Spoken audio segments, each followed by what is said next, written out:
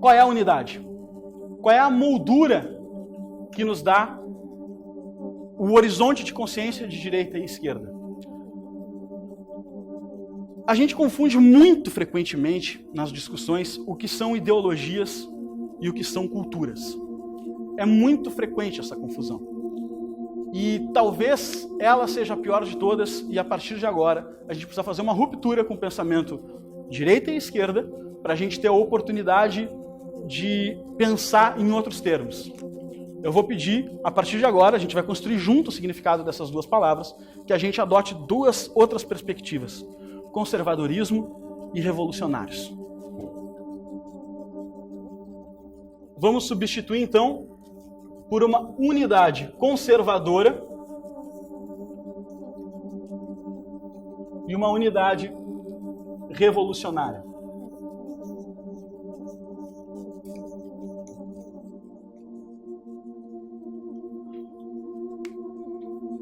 Conservadorismo não é ideologia política. E para não dizer que eu estou fazendo pregação, isso aqui também não é. Nenhum nem outro são uma ideologia política. Uma ideologia política é uma tentativa. O que é uma ideologia? Etimologicamente falando, é uma tentativa de racionalmente apreender uma realidade e instrumentalizar ela para substituir por uma outra realidade. Vamos trazer para exemplo. É quando eu tento racionalizar o que está acontecendo nessa sala. Eu posso simplesmente dizer, olha, a sociedade é organizada com um professor que fica de frente ao palco, 20 alunos que ficam sentados em volta dele, aprendendo, ele tem o capital da fala e expressa todo o conhecimento que ele pegou de determinados livros. E eu vou compondo essa realidade aqui e vou descrevendo ela. E aí eu crio uma nova realidade. Eu acho que não deveria ser assim. Eu acho que cada aluno devia contribuir com um pouco do seu conhecimento e assim o professor ouvi-los e trazer em si uma percepção. Eu vou criar uma nova realidade. Isso é uma ideologia. Seja ela do seu gosto ou não. Seja ela um liberalismo, uma ideologia, ou seja ela um socialismo, uma ideologia também, antagônicas. Tá? Então é importante a gente diferenciar cultura de ideologia. Então o que eles são? Cultura. E o que é cultura, já que ideologia é isso? Cultura é um conjunto de crenças e valores que servem de gabarito na hora de pensar, agir e decidir. Isso muda tudo. E eles estão pautados em mitos fundadores.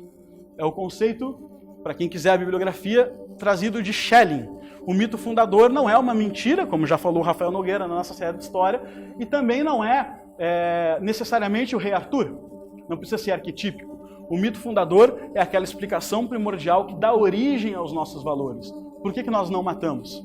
Porque nós temos um mito fundador, cujo qual não é permitido matar, e deriva esses valores. Então é o nosso gabarito que desenvolve da civilização. Quais são, então, a cultura conservadora e qual é a cultura revolucionária? Vamos começar por aqui, porque a outra parte é menos charmosa. Embora tentam vender como mais romântica, eu discordo. Acredito que é falta de tentativa de expressar o charme disso aqui. O conservador, enquanto cultura, é justamente aquele que vai entender que o mundo é difícil. Acho que essa é a primeira frase que é importante colocar. O mundo é difícil.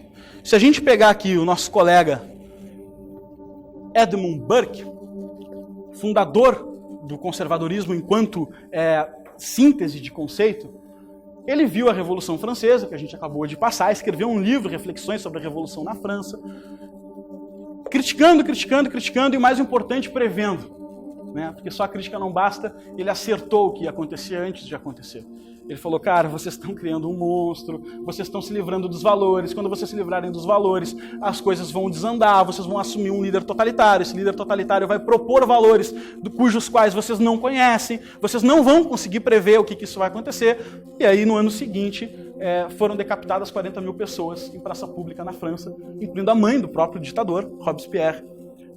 Nitidamente não deu muito certo e a gente polariza esses problemas até hoje, eles evoluíram para lá e para cá, mas a gente vai ver que no decorrer do século XVIII, XIX e XX não aliviou a barra, a gente decapitou mais gente ano após ano, não ficou mais fácil. E esse cara aqui admite isso, é um político conservador britânico que vai dizer nesse livro, Defesa da Sociedade Natural, o nome entrega, Defesa da Sociedade Natural, que o conjunto de uma sociedade é extremamente complexo. E ele jamais teria a pretensão de colocar num livro. Frase dele. Eu jamais teria a pretensão de expressar aqui como a sociedade se organiza. Porque as elites naturais, as aristocracias, a burguesia, a relação de poderes, os governantes, a relação de interesses, a natureza humana, Deus, metafísico, tudo é extremamente complexo e influencia tudo ao meu redor. O conservadorismo é admitir que isso é tão complexo, mas tão complexo, que não existe esquema nenhum que tu vá montar para me explicar tudo isso e vai me convencer que as alterações que tu está propondo têm as consequências previstas. As consequências do que você está me propondo são muito maiores do que o que eu estou enxergando e o que você está enxergando.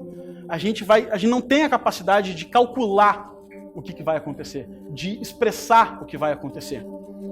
E aí a gente tem talvez essa polarização já é muito antiga na sociedade humana, mas a gente tem a primeira síntese de conceito conservador, que está dizendo que é esse receio de respeitar a história civilizacional e entender que a gente não nasceu com as coisas de mão beijada, tá? Agora vamos trazer isso para a nossa realidade prática, para a gente não dificultar, porque a gente não precisa falar de conservadores britânicos e do século XVIII para entender do que eles estão falando. Quando nós chegamos aqui, não sei como cada um de vocês vieram, mas eu vim de elevador, por exemplo, agora há pouco. Peguei um elevador. Eu não sei como o elevador funciona. Não faço a mínima ideia de como o elevador funciona. Não tenho a mínima competência para saber se o elevador vai cair ou não. É sempre uma surpresa, mas eu confio e ele funciona. E milhões de elevadores estão funcionando nessa cidade.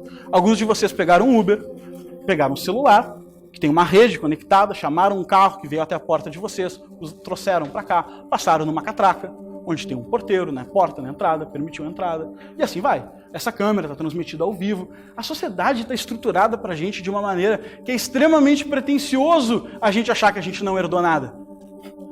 É ridículo a gente achar que a gente não herdou nada. Nós estamos vestidos com as roupas que nós preferimos, que tem para praticamente todas as classes sociais, percentualmente falando, os gostos, os estilos. Nós podemos nos locomover. Nós herdamos uma sociedade pronta, e mais do que só os aspectos materiais. Nós herdamos o direito de, não tanto no Brasil, de dormir com a porta fechada, Burke fala isso de novo, sabendo que durante a noite ninguém vai dar um pontapé, vai entrar na minha porta e vai esfaquear. Isso foi o que a gente herdou.